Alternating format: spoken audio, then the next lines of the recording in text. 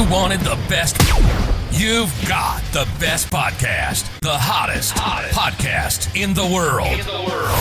The Chris Voss Show, the preeminent podcast with guests so smart you may experience serious brain bleed. The CEOs, authors, thought leaders, visionaries, and motivators. Get ready. Strap yourself in. Keep your hands, arms, and legs inside the vehicle at all times, because you're about to go on a monster education roller coaster with your brain. Now, here's your host, Chris Voss. Hi folks, Chris Voss here from the ChrisVossShow.com. Well, ladies and gentlemen, there are latest things that makes it official. Welcome to the big show. We certainly appreciate it. As always, for over 16 years, 2,300 episodes, we've been getting the Chris Voss Show. And boy, my arms are tired. I just flew in. No, I'm just kidding. We just hit 8,500 videos on YouTube. Be sure to go check those out as well. As always, we have the smartest people on the show, the CEOs, the billionaires, the White House presidential advisors, Pulitzer Prize winners, the brilliant professors, all the folks who come on the show to share with you their journeys, their how they got through their crises of life and survived them, to let you know they're not alone. They bring you their stories, the stories we like to call the owner's manual to life. But in the meantime, guilt and shaming going on, go to goodreads.com/Chris Voss, refer to your family and friends. Go to youtube.com/Chris Voss, Chris Voss won the TikTokity, and ChrisVossFacebook.com. Our latest entry into the author page, what the heck, just making stuff up now, really, is the latest book to come out February 18th, 2025, How to Get Along with Anyone, the Playbook for Predicting and Preventing Conflict at Work and at Home. John Eliot and Jim Guinn are going to be joining us on the show. They're going to be talking to us about their latest insights on how you can avoid conflicts. But where's the fun in that? I mean, isn't it better if we're at each other's throats? I don't know. Maybe. We'll find out. They'll be telling us. John Eliot is a doctor and PhD who mentors executives and advises professional sports teams, coaches, and athletes on how to apply individual and organizational psychological principles for enhancing health, performance, workplace culture, and the bottom line. He's consulted for NASA, the U.S. Olympic Committee, and the Mayo Clinic, Sony, Microsoft, and other Fortune 500 companies. Jim Guinn is the president of the Resolution Resource Group, a training and development company that works with Fortune 500 companies, professional sports franchises, large-scale school districts, universities, large firms, and governments on effectively handling conflict. Welcome to the show, gentlemen. How are you both? We're doing great. Good. You have all these, insightful, smart people on the show, and then you have us two yahoos. Oh, come on! One of you got a PhD, and I think another one had, what's the ED? I'm not familiar with that the term there, Jim. It's just so my wife will call me doctor. That's okay. All right. She's an amazing nurse, so that was my hope. Oh, really? Wow. Okay. I did some of that when I was a kid, played doctor and nurse. Anyway, so give us .coms. Where do you want people to find you on the interwebs and stuff? We're at The Conflict Docs, DOCS, theconflictdocs.com. So give us a 30,000 overview of what's inside the book. I'll give you each a shot at it. So whoever grab it first and run with it. See, we're both a couple mediators, so we're like, no, you go first. No, you go first. Yeah, you go first. So, knock it off. 30,000 foot overview is whole background was in resolving conflict once it had escalated. Over 1,000 divorces, bunch of crazy conflict in a lot of places, and decided, man, can we get on the front end of that? Can we start to predict and prevent conflict before you have to come see us in mediation or in some of these other settings? Hey, can we equip people with some practical skills to head that off? And so that way it makes our job easier later. And as you said earlier, if you're leading a life that's free of conflict, you're one boring human being. and help people flip the script and realize that conflict is healthy, is good, and at the end of the day is what you use to build relationships. Now, is that just conflict or is that hand-to-hand combat? Oh, hand-to-hand combat's even better because then you get the workout component. Yeah, that's true. Big moves and blocking and all kinds of things. And you make a lot of money. Exactly. Yeah, I figure that's most marriage arguments, hand-to-hand combat. I've never been married, but that's what I hear. But when you're Steven Seagal with your spouse, you got to make sure the furniture's out of the way. That's true. Boy, one of you is married, evidently. That's because I went to a school that was a 5-to-1 girl-to-guy ratio, and I proposed right before we got out, and so she didn't know any better. Wow. Okay. Well, that's the way to go, I guess. What made you guys want to write this book? Why did you feel it was important? man. So I know, for us with all the trainings and stuff that we do, we go do a training with a sports team or school district or church or business or whatever. And people come up after and be like, hey, so, okay, that's great with my coworker, but I have this cousin, this roommate, this in-law. Will this work with my teenager? Because I don't know. And so, so much of what, we do, it was, man, okay, it's business, corporate related, but these skills are resolving conflict. And for most of us, that emotion, it spikes more at home. It spikes more in friendships or relationships. And so that was the main focus. Anybody, you want to jump in here? Yeah, the practical applications to just the little ups and downs in life are far more important than resolving the big, hairy, emotional, crazy conflict. Yeah, that's important, right? You got to dealing with the emergencies. But most of us, the type of conflict we deal with are the little things that irk us from day to day. And having some practical skills you can put in place to either eliminate that stuff or deal with it efficiently. There aren't any good resources. And most of the resources are, one size fits all, or they're prescriptive. And at the end of the day, we're all different. And we've got funny quirks and peccadillos. And, people are sort of odd creatures. And to have some tools to understand our differences, to use them to our benefit, we thought, somebody's got to do something on that. Why don't we do it? Yeah, I mean, somebody's got to do something. And, we live in kind of a pretty polarized sort of environment right now, especially with politics. And, and people have trouble having, family get-togethers sometimes for Thanksgiving and holidays lately, or these last 8 years or something. And so, we need some help. We need some tools because, social media doesn't seem to contribute very well to bring out the best in people like we thought it would. It kind of backfired on us a little bit, I think. I don't know. What do you guys think? And it encourages people to interact less or interact from a distance and not have that, personal element that really matters and people getting along. And look, you don't have to agree with someone. You can have totally, opposite opinions. You can even say, I just don't really like that person very well, but doesn't mean you can't work together or have a meal together or so forth. But, you got to be open to being with people as opposed to, staying in your little echo chamber in your man cave in your basement. Yeah. What's wrong with staying in your man cave echo chamber in your basement? You say that like it's a bad thing. Well, if you're a huge Cowboys fan and you watch the Cowboys in your asking for a friend. Oh, we took shots at the Cowboys. Well, it's a hard life. They've earned it. They have the same problem my Raiders do. The owners are the problem. My dear friend Chip Kelly is coming to help. Yeah. We were finally got some good. And now are you talking about the Cowboys or the Raiders? Raiders. The Raiders, yeah. I know that we got that one really good coach.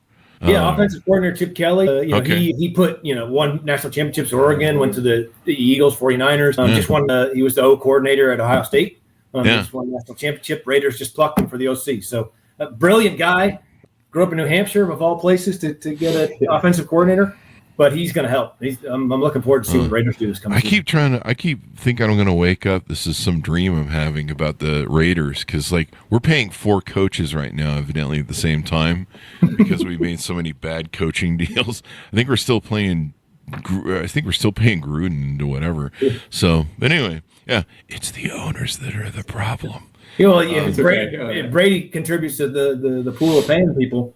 That'll work. Yeah, I don't think we're about owners. We have the most interesting owner for the Cowboys. That's a conflict I can't resolve. You go, yeah. I mean, he wants to be GM too. He's GM too, or something, right? He's like trying to wear all the hats and stuff. He even cleans the bathroom stalls when he's busy. Tell us a little bit about each of you guys. How did you get into this field? How did you grow up? What influenced you? And how did you kind of develop these traits of getting along with others? Sure, absolutely. My background, I'm weird. I was always in conflict resolution. Most people are like, I don't want to deal with it. I'm like, hey, this sounds amazing. Your master's, doctorate, everything was all in mediation and resolving conflict once it escalated. And so it was, dealing with people once they're triggered, once and I can tell you some crazy stories, but once they're at each other's throats and spending all that time and effort and energy trying to get them to calm down and come to a solution. And I don't know if you can see it, but I had a 13-hour mediation where I got shingles one time. Oh, really? And realized, man, why are dealing with conflict at that level is brutal. Can't even start heading off on the front end. So that's what kind of influenced me. Yeah, I grew up with a crazy dad who was a coach of the U.S. ski team, 60s, 70s, and 80s. And so I got to travel the world with a bunch of downhill skiers and ski jumpers and people living on the hairy edge. They would go, down some beers and then go 80 miles an hour down a hill. And so I had some interesting role models in terms of this is how you handle challenges in life. And then my dad, I went with the 80 Olympics and had he's friends with Herbie Brooks and got to sit front row. Oh, wow. That team did. And so those are sort of my influences on, look, we don't have to live a normal life, and there are some interesting paths, and we have to be a little bit crazy in what we do. But if we do, there's some fun things out there for every one of us, regardless of our backgrounds. And so it led me down this crazy path of working in sports and dealing with, big egos but sensitive people off camera, but the superstars on camera. And I just sort of, crazy path that introduced me to this guy and then got us into writing books. Is this the first book you guys have written together? First tag team, yes. My third one together. There you go.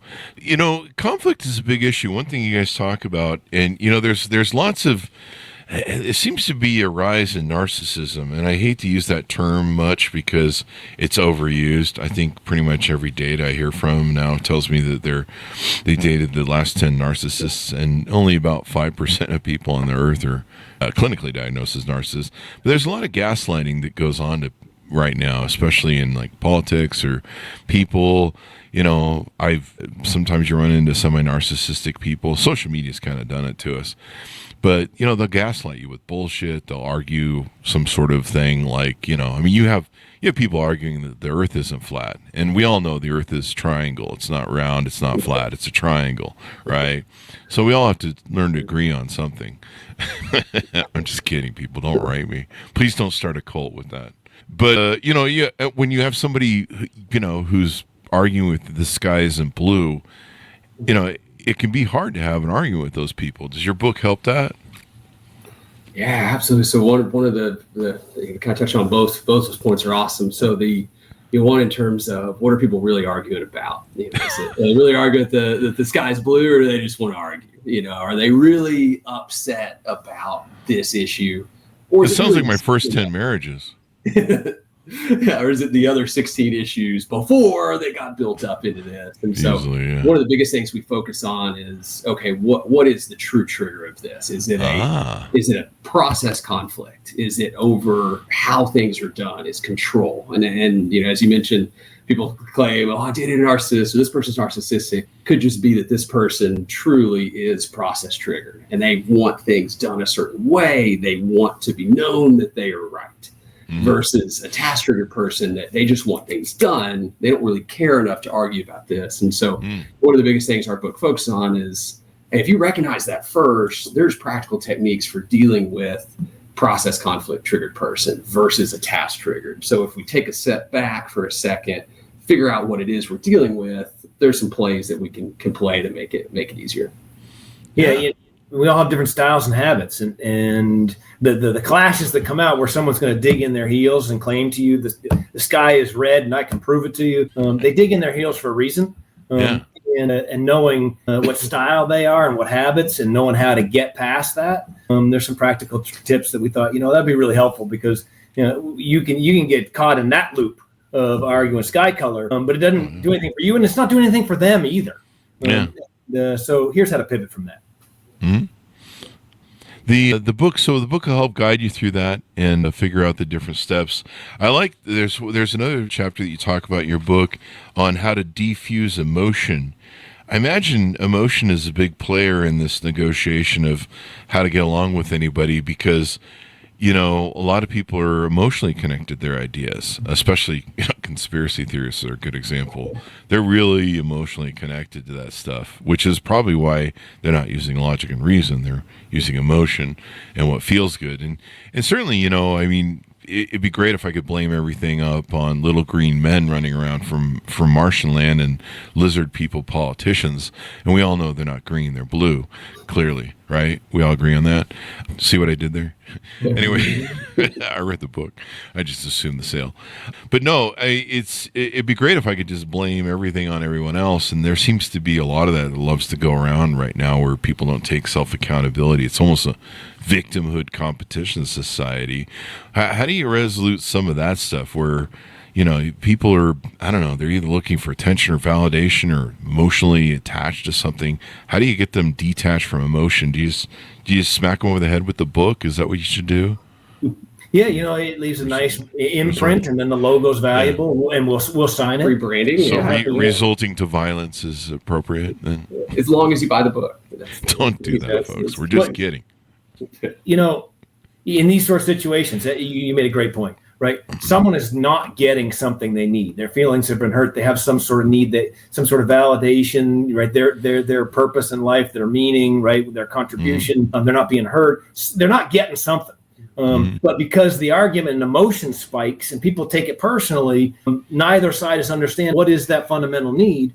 And the key is bring that emotion down so you can identify that need, and then you can help them get that. And even if you don't agree with their point of view, you're helping them get something that's being unfulfilled, and then they're willing to talk to you. Is that one of the things to look at instead of looking at this person like they have a dumb idea or they have an opposite argument? They're trying to fulfill something, and how can I help them fulfill what they're trying to fulfill without, agreeing with them that the earth is, shaped like a pizza? Yeah, absolutely. And so much of it is either, does that person just need to vent? They just need to vent. They just need somebody to listen to them. They need to talk. Or is it that, hey, what they're arguing about is not really what they're pissed off about. It really is about something else. And regardless, we have a couple core techniques that are going to work in either situation to just immediately lower that emotion so we can start to assess which one of these two things is it. Do they just need to be heard, or are they really upset about something different? Sometimes you have a lot of that in intersexual dynamics of what is the real argument about that we're having, and sometimes trying to get to what the core problem is. One of the challenges I had as a CEO was, especially with my sales, when, their head would get polluted with some sort of home issue or some sort of issue whatever it was they're having. And I had to go in as a psychiatrist and try and figure out what's going on and mucking up their performance and directly remove whatever it was from their brain, basically. And so, yeah, you had to go in and you're like, okay, what's the real problem that's going on here? And people flail about. It's kind of interesting, and it makes it really hard to have discussions sometimes. Because sometimes the thing that's really bothering them, they're not comfortable sharing, or they haven't spent some time, thinking about, hey, it's okay to share this, or frankly, some people just need 30-second time out in between work and home, and vice versa. Take a pause, get reset, get yourself focused on the new environment, and because of the pace of life, they don't take that minute to get themselves reset, and they need someone either to give them permission to get reset or help them do that reset. I wish people were better at this sort of stuff, but it's kind of weird. It's maybe the one reason we never learn from our conflicts and what we do.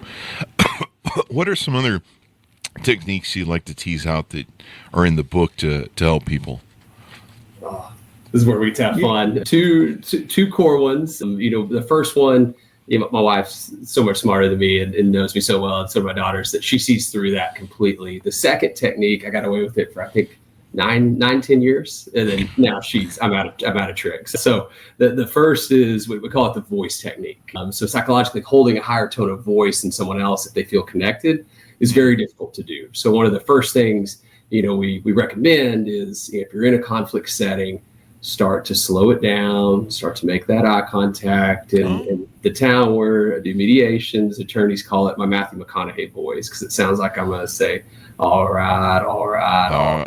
You start to bring that voice down and calm and talk. And now I'm weird, and we're both weird, so I love doing this with customer service agents. If they're from New York, I try and get them talking West Texas. If they're West Texas, get them talking something else. But starting to lower that emotion by lowering that tone of voice, making good eye contact, and asking clarifying questions.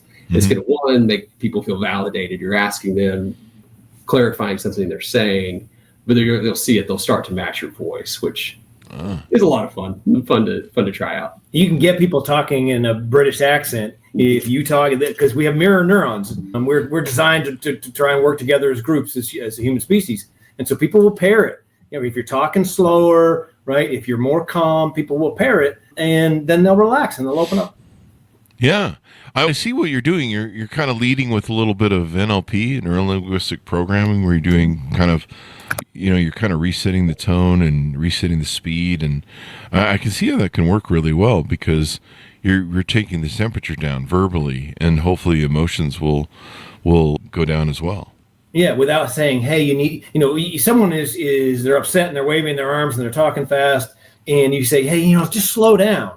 People take offense to that, right? They'll do the exact opposite. Hey, don't tell me what to do. And so this way, you're not commanding them, you're not telling them whatever. You're just slowly guiding them in a way that's comfortable. How do you get people that are doing it for attention and validation constantly to stop doing it and recognize that they're doing certain things for attention and validation? Sure. Is there a way to get around that? This is where the detour technique comes in, and it's a little bit of fun. So, the biggest thing with conflicts is there's always multiple issues, even if most of them are smoke screens. And we make up stuff that justifies our position. My daughter is so brilliant, and I got a doctorate, and I do this for a living. She got away with it for 6 months of telling me, "But Daddy, I'm scared." I'd say, "Baby, don't be scared. Like, Daddy's here." And she'd make me do whatever she wanted. I didn't catch it until she was scared of pants on the way to church. And so we come up with all of these. We come up with all of these issues and smoke screens and all of these things to justify. But there's always core issues that are most important. So one of the things we recommend is, okay, if somebody's starting to get too hot, if that emotion's starting to spike, a reason's starting to lower, maybe they're doing it for attention seeking, calmly ask them a question about another issue they mentioned.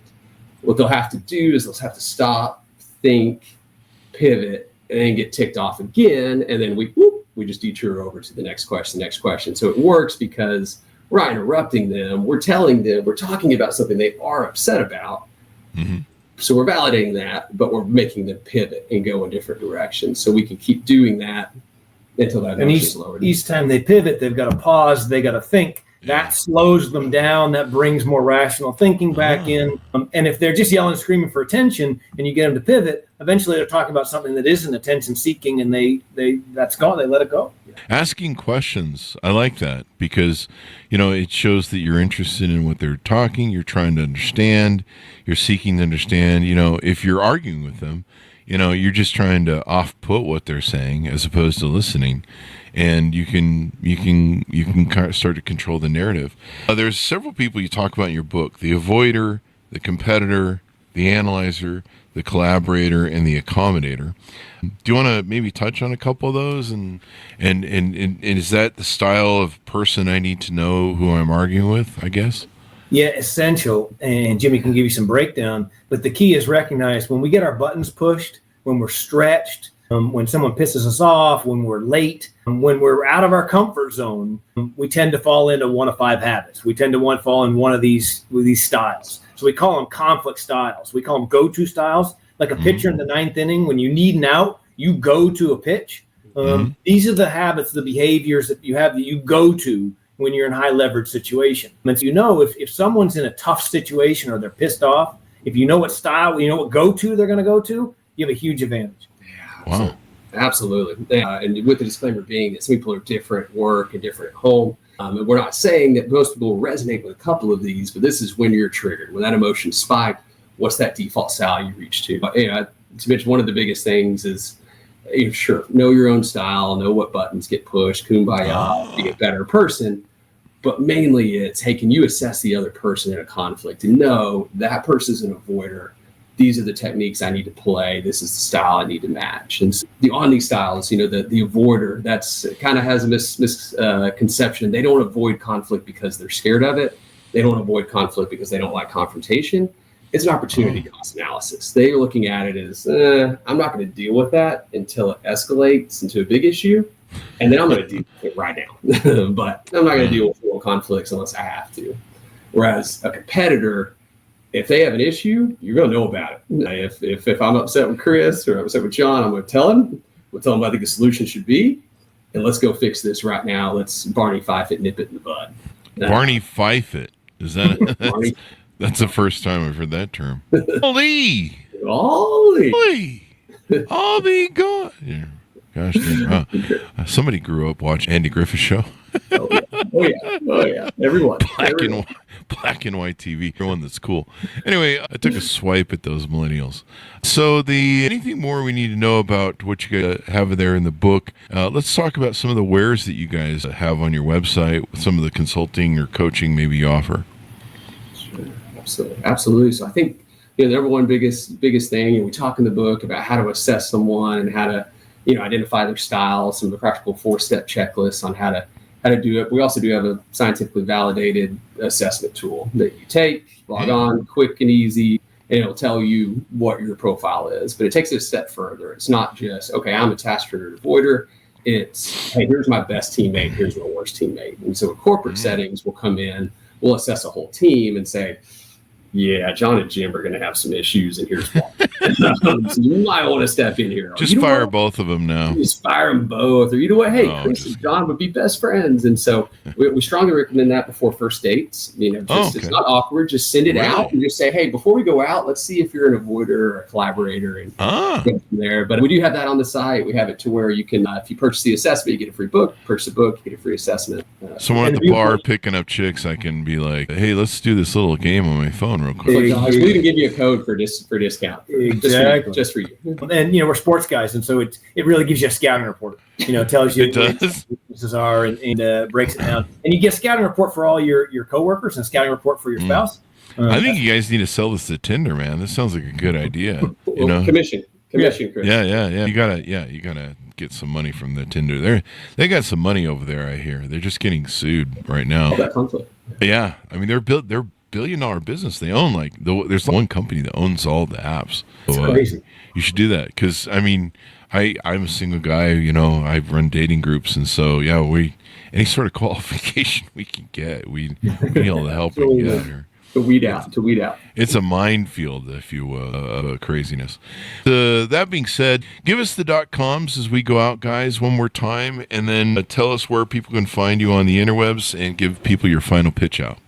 Yes, it's the Conflict Docs, DOCS, theconflictdocs.com. All kinds of resources and links, and that's sort of the hub for what we're doing. Absolutely, got all the stuff on there and books on pretty much every major site to purchase. And you got some big crazy thing going on in your life, and your orgy group isn't getting along with each other. Then call us. Group. Well, and sometimes everyone finds a way to have conflict nowadays. Everyone seems to want to argue with everybody. I think everyone's just miserable. I think it's half the problem. But I like how business for us.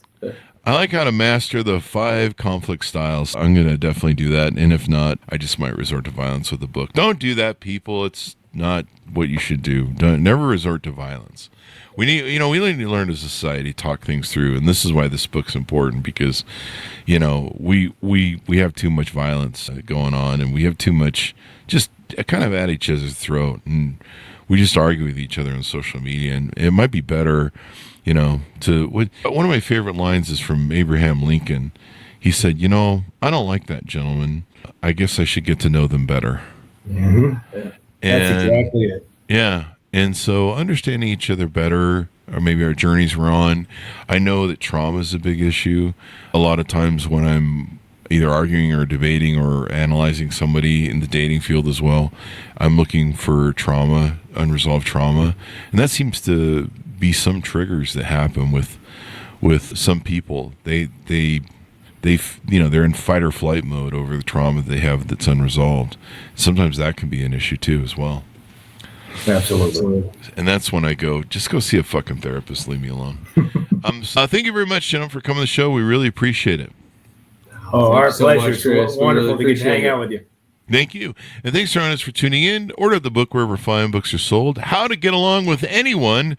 Master the 5 conflict styles, the playbook for predicting and preventing conflict at work and at home. I know a lot of you married people probably need to make sure you buy the book there. Thanks for tuning in. Be good to each other. Stay safe. We'll see you next time. And that should have us out, guys.